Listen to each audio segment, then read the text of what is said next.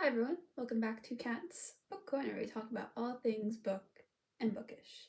This is the second and last part of my May wrap-up, where I will be talking about these 4 books, all in, which is the third in the Natural series, Fire, which is the second and prequel to Graceling, and the first two, my reread of the first 2 Game of Thrones books, which is Game of Thrones and Clash of Kings.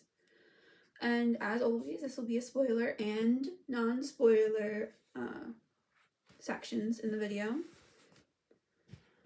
And normally when I do these, I start with the books I read further apart from here, from when I'm filming. But because I read the Game of Thrones books last, I think I'm going to start with them because they're rereads and there isn't much that I really want to talk about with them because they are rereads. And it's just me cleaning up my thoughts about what I thought about them. Okay, starting with the first Game of Thrones book. Not a spoiler, of course.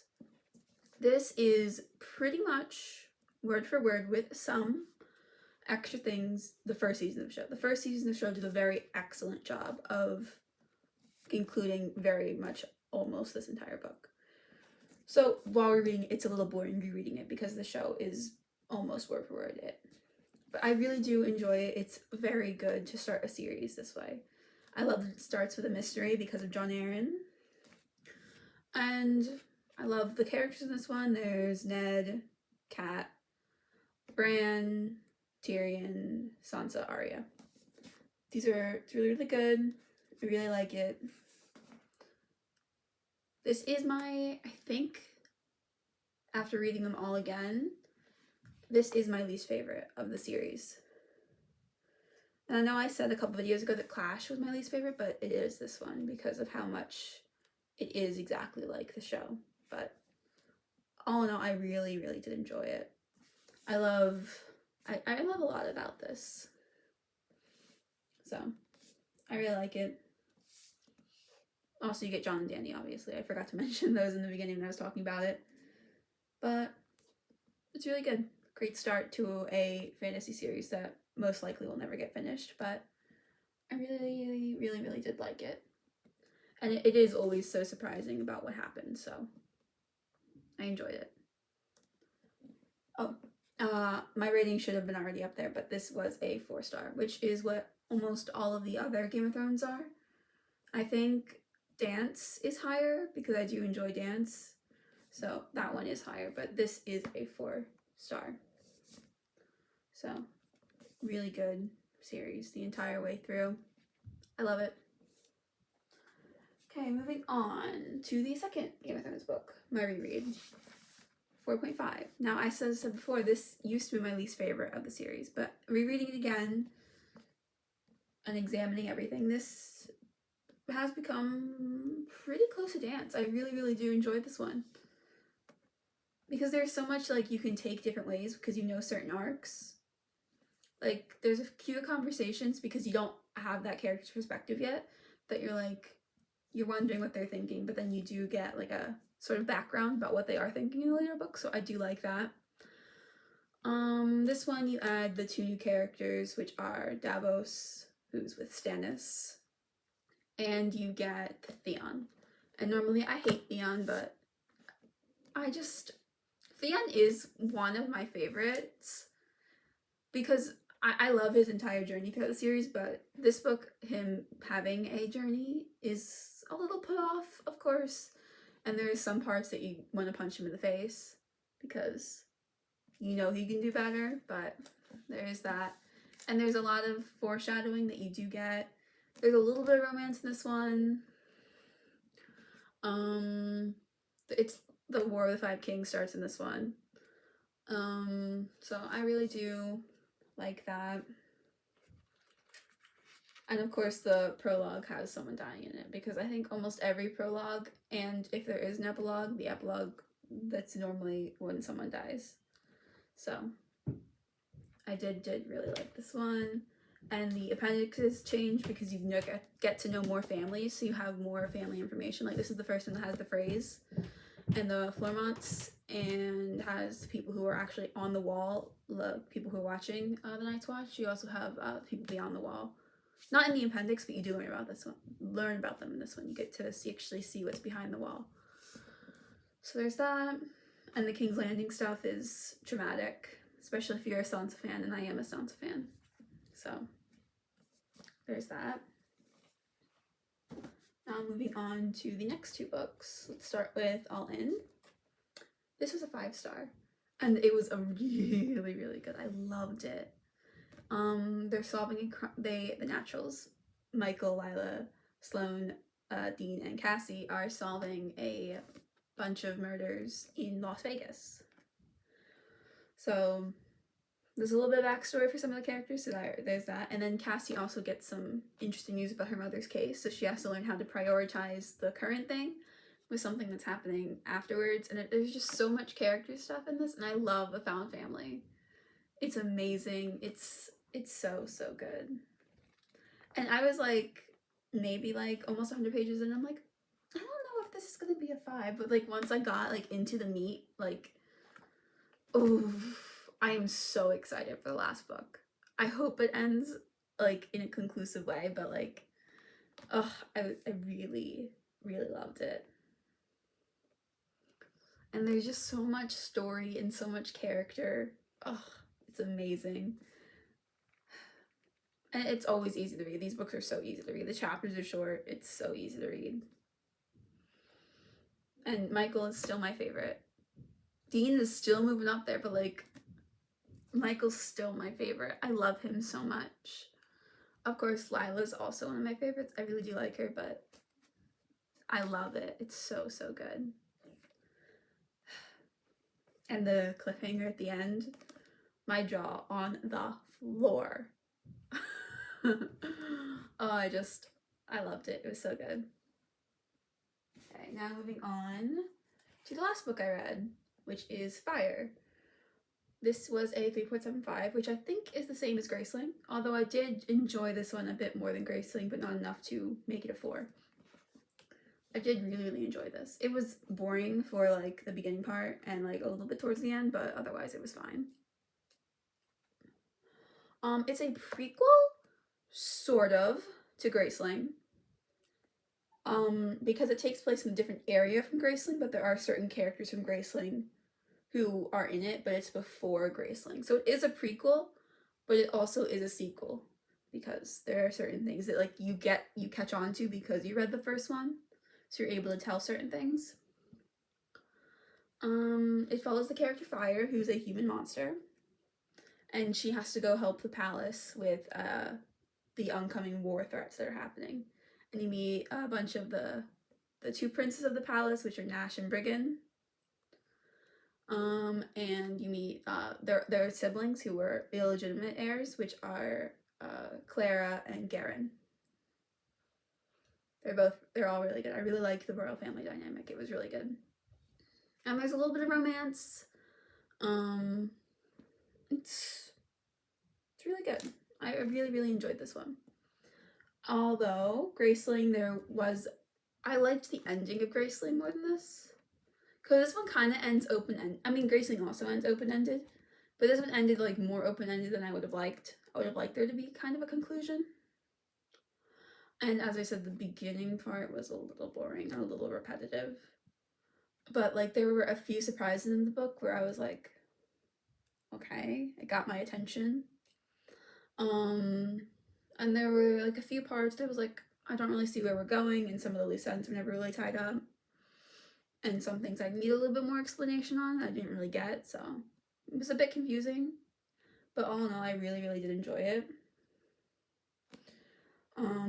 Because this book also has a character who can do kind of like mind control, like in the first book, but they explain it differently, which I like this version of the mind control, the way they explain it, better than I liked the other one. But you also do get some of that otherworldliness with like a Graceling in this as well, so there is that. And there are little details that you can pick out to be like, oh, I know what this is because I read Graceling, which I really like. I'll talk about that in the spoiler section, because there are certain parts where you're like, I know this because of the other book. But I really did like it. It was alright. Some characters got on my last nerves, and some of the characters were like oh, you're so sweet. I'm kind of sad that that's what happened, but I don't know, it was a pretty good book. Alright, now going into spoiler thoughts. I will start with Game of Thrones, because that's what I did with before. Pretty much word for word the show, it's Jon going to the Wall, Ned, Sansa, and Arya going to King's Landing, and Bran falling off, well, getting pushed off by Jaime, and then can't use his legs, obviously. And Tyrion going on a soul journey from the Wall to the Eyrie to back to King's Landing. Of course, we don't get him in King's Landing in this one, but he comes back to King's Landing in the second one, but that's where he's heading, obviously. And Cat, Winterfell to King's Landing to the Eyrie to Riverrun, because she's helping Rob with the war and stuff. But this is basically the show's first season. Almost everything in this book is in the first season.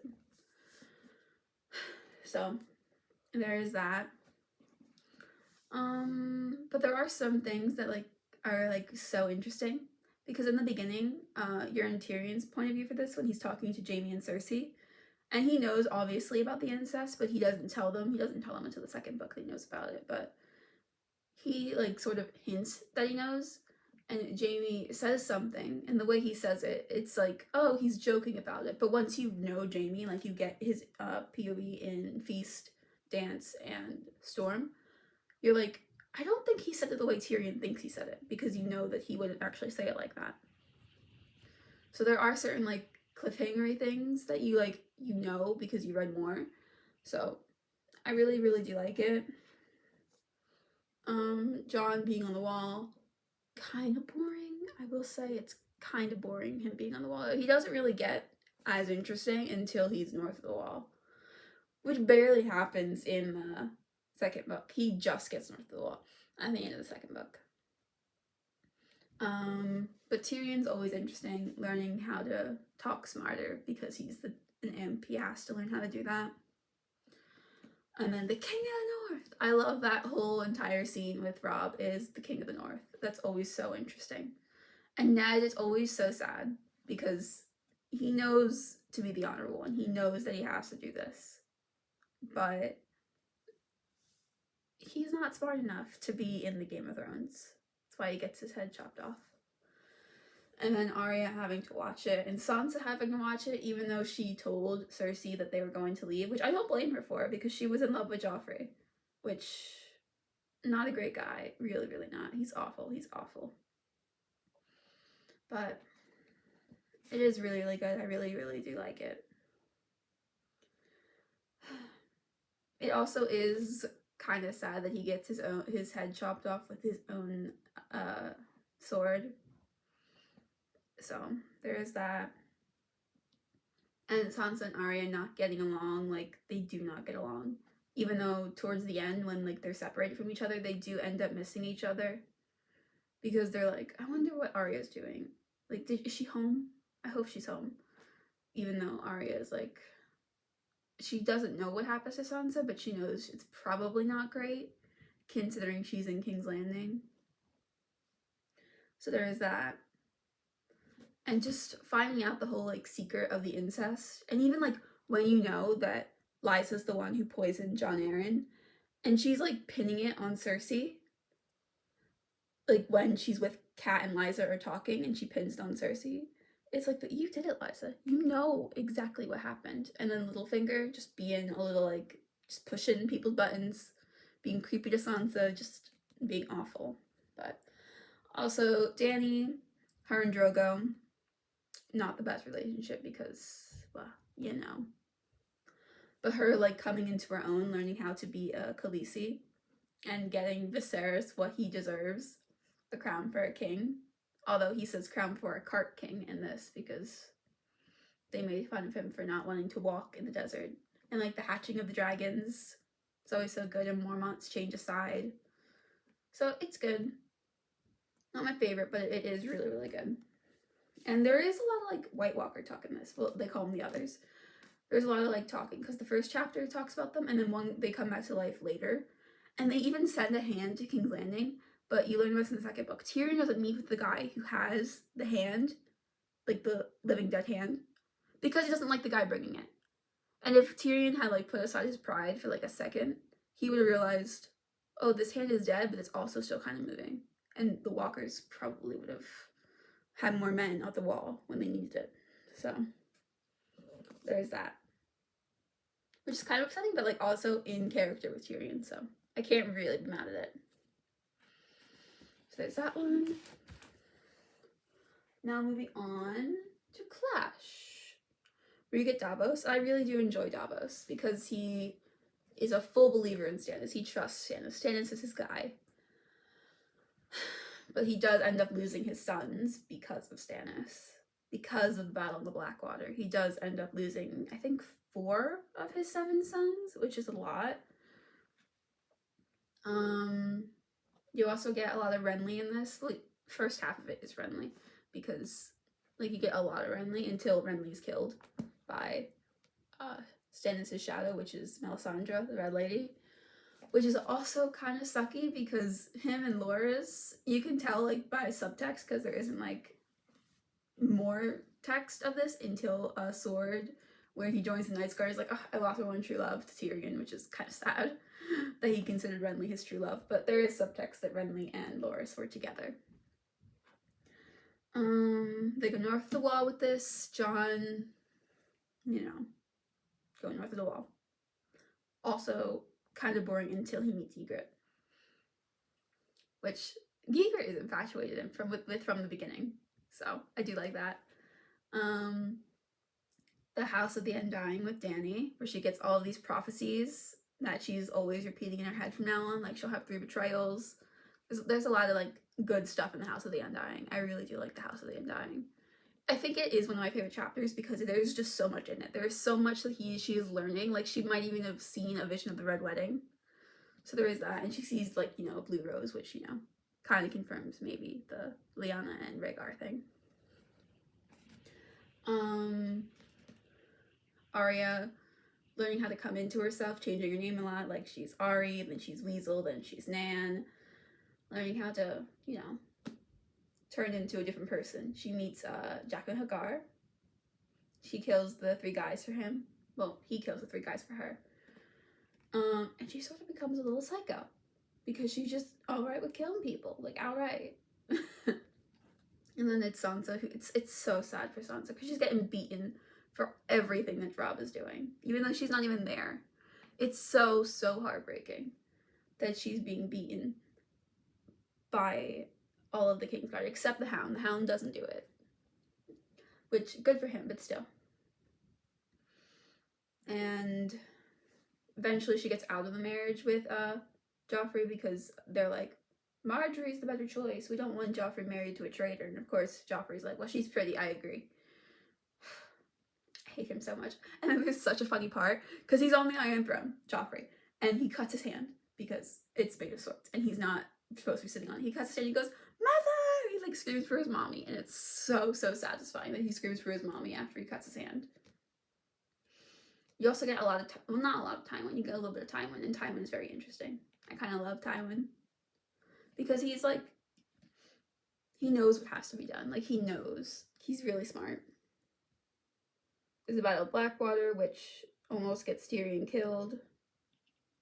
Well, technically Cersei sends someone to kill Tyrion during the Battle of Blackwater, and Podrick Payne has to come and like, end it. We meet Brienne in this one. Kat meets Brienne when she's going to see Renly, and then Renly dies. She brings Brienne with her.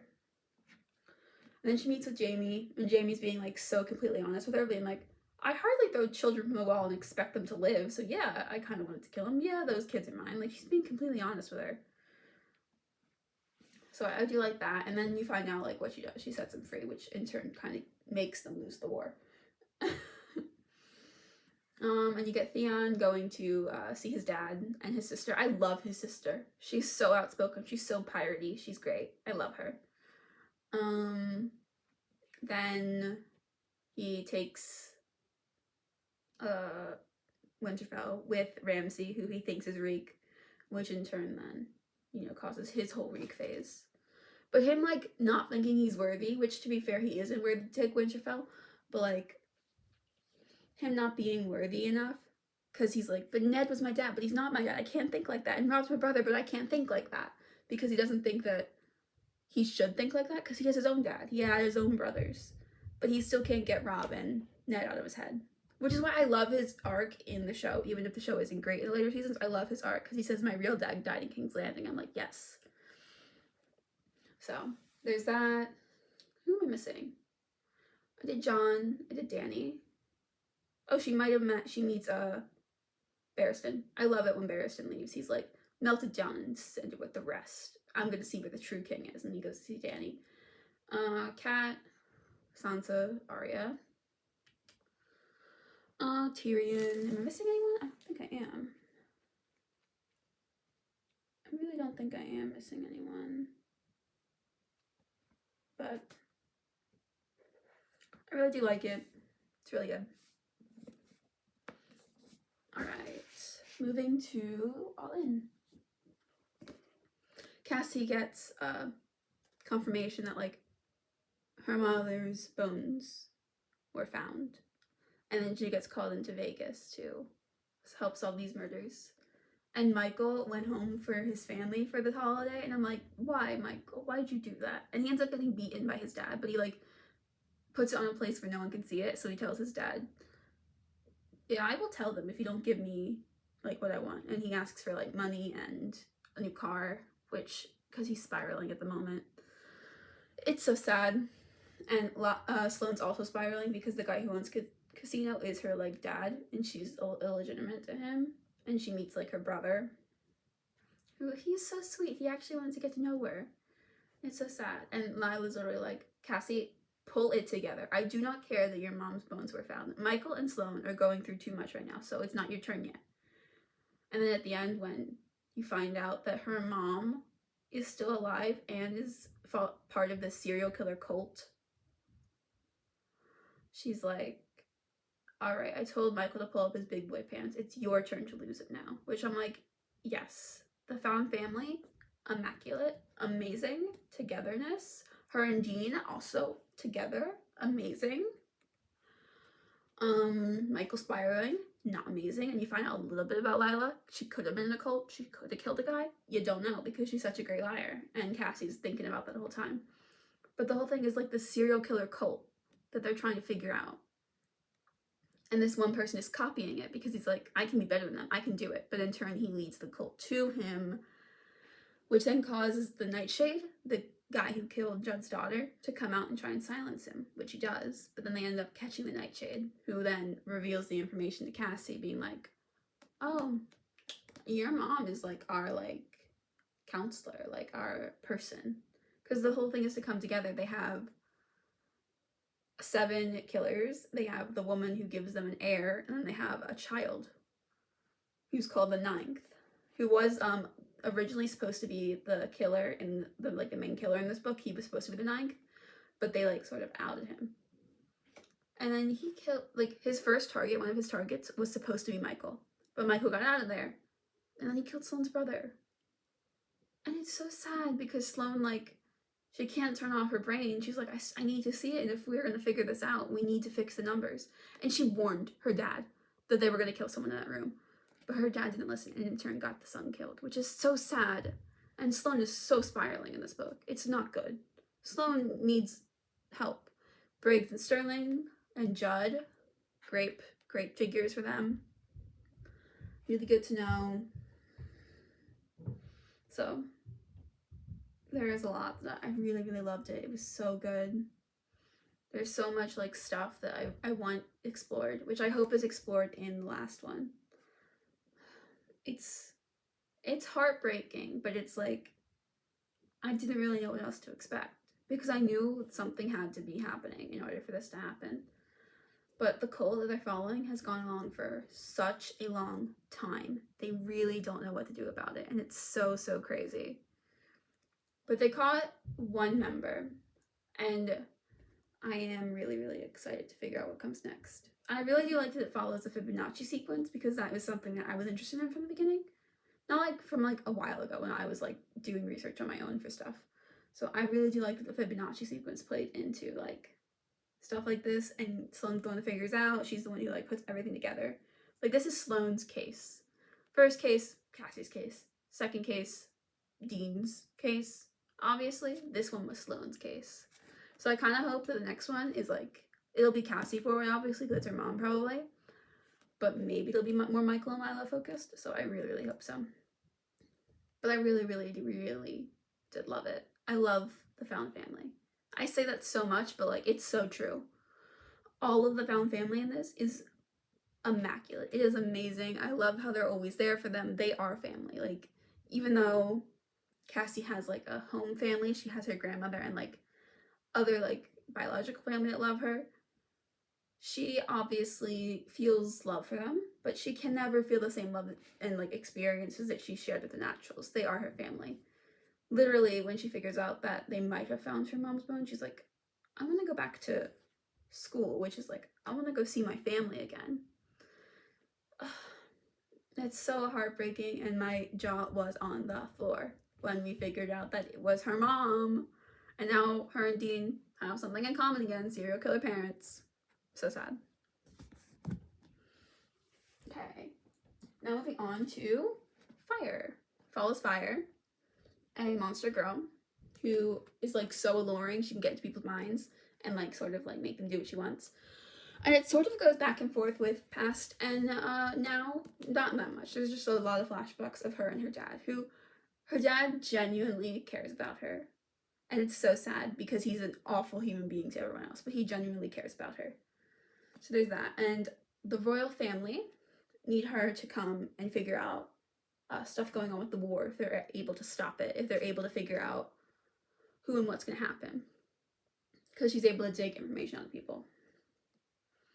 And then there's Archer, who is her best friend and old lover. So they get along quite well. Of course, he's pushy and jealous because that's her whole monster thing. She kind of pushes people to be pushy and jealous, so she kind of has to learn to deal with that. And Archer's fine. He gets on my nerves, but he's fine. Like, he ends up getting 2 people pregnant. He gets Princess Clara pregnant, and then he gets one of Fire's guardswomen pregnant. Mila, I think her name is.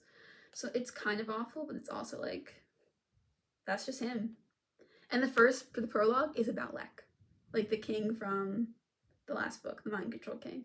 He fell into this world when he was a child and had to learn how to live here. So like, that's like subtly happening in the background. Like these foggy archers and like the people with like his fog in their brain are trying to hunt Fire and bring her to him. Of course that happens in the end, but like, it's subtle. You can't really tell. Like, and there's so many like little details, because you'll see like this kid who's hurting animals. He's got a different color eye. You're like, I wonder who that could be. But if you read the second book, you're like, oh, that's Lek. He likes hurting animals. You know he has 2 different color eyes.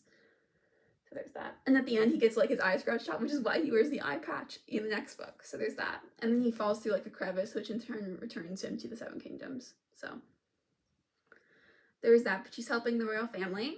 And you meet Briggan, Nash, Clara, and Garen. Garen and Clara are like the illegitimates, but they're spies. Like, they're the spiers. They're the ones who have the network of spies with them. There's Nash, who had to work up a very long time in order to be able to look at Fire without wanting to propose marriage to her. So he had to work that up, because he did that out of like respect for Fire, but love for his brother, because his brother fell in love with Fire naturally, not because of her beauty. He learned he's literally the one person in this world who was able to shield his mind. And he kind of had to do it because Cancerl, which is Fire's father, was best friends with his dad, and they were not great. Nax, his name is Nax.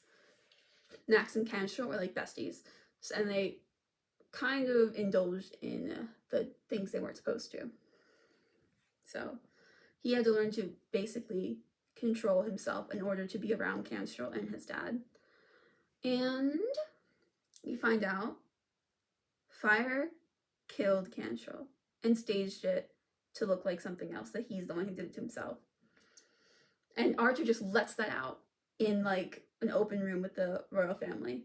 Of course, Briggan knew, because the person Fire was with in the beginning, not her, like her adoptive dad kind of told her. I forget his name.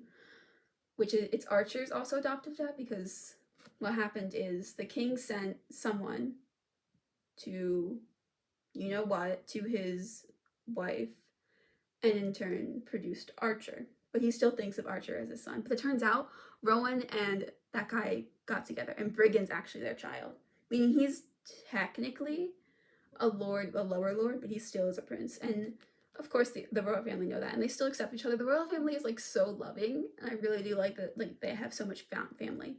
Brigand also has a daughter named Hannah, who's really cute and really loves Fire, and like they get along really well. And it's great because Fire doesn't want kids. She like loves children, but she doesn't want to put another monster in the world, which is what an offspring of hers would be. So she doesn't want to have them. But her and Brigand get together, and at the end, it's really sweet because they're like family, and it's really cute. I really love it.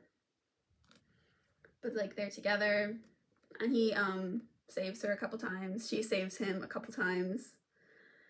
The war happens. She ends up getting kidnapped by Lek and has to work her way out, and she loses I think 2 fingers on one of her hands because of the frost and stuff. And of course, she's always like being looked at as like an object, basically. She has to learn how to live with that, and it's kind of upsetting for her because she doesn't want to. And Brigand doesn't look at her that way, it's so sweet because he's the only one who can look at her that way without anything happening. And it's really cute. And also you meet, she has a grandmother named Tess that she never knew existed, who was there, who was at some point like refusing to talk to her because she was like, you can't be my child's daughter, you're that monster's kid, you can't be her. But then like when she gets to know her, you're like, yeah, you are, you're great, I like you. But I really do like it. It closes off in such a weird way. Like they're having a funeral for Archer because he goes after Lek for Fire because Lek's men have been hunting her, and he wants to figure out who is hunting her. Lek ends up killing him, which is so sad. But she then has to, she like does a funeral for them, and it kind of ends openly because her and Brigand have a relationship, obviously. But there's also this thing, if something were to happen to Nash, Brigand's next in line, meaning a monster would be on the throne, which not many people are a fan of because they think monsters are bad considering what Constrel and Nax did. So they're like trying to think about it in a way that's practical but also something that they want to do, which it's so heartbreaking because some things don't work out the way they want them to. And someone in the royal family, Nash, I keep getting them mixed up, Nash almost dies and Fire has to protect them. And she realizes her goal is healing people because she's able to like soothe them, help them stay calm with her mind control abilities, and she's able like to protect those people. And it's so sweet, and like her like basically becoming part of the royal family is amazing. Like that found family with the royal family is so amazing, and it's so cute, and I really love it. But it was really good, so I really did enjoy it. It was just boring in the beginning part because obviously her and Archer, we know that, and then up until she gets to, well, she agrees to do what the royal family wants her to do, it's kind of boring because nothing really happens. But like the interrogations are really interesting. The entire plan for the gala is really interesting. I like that. And the whole ending with her like escaping Lek and learning to like do that, and then her coming back and seeing Brigand, it's really cute, and I really love it. It wasn't my favorite book by any means, but like it was a good like cleanser after I read my amazing 5-star and before I reread Game of Thrones again, so I will say that. But really did like it. There is, I think, there's 3 more books in the series. There's Bitterblue, Winterkeep, and Sarrowkeep maybe? And I think Bitterblue is about Bitterblue, obviously. But I think it takes place like when she finally comes of age and is going to take over the kingdom after her dad. So I am interested about that because I liked Bitterblue in the first book. And I'm wondering if Cassia and Poe are going to be in it. And I also want to know if any of the characters from this book are going to be in any of the other books, because I actually really enjoyed these characters and like the world that they were in, because this is a different world from Graceling. It's like underneath the Graceling world there's the second monster world, so I really did like it. But I don't know if any of these characters are going to come in at all, but that was all. If you liked it, please like, comment, and subscribe. Bye, everyone.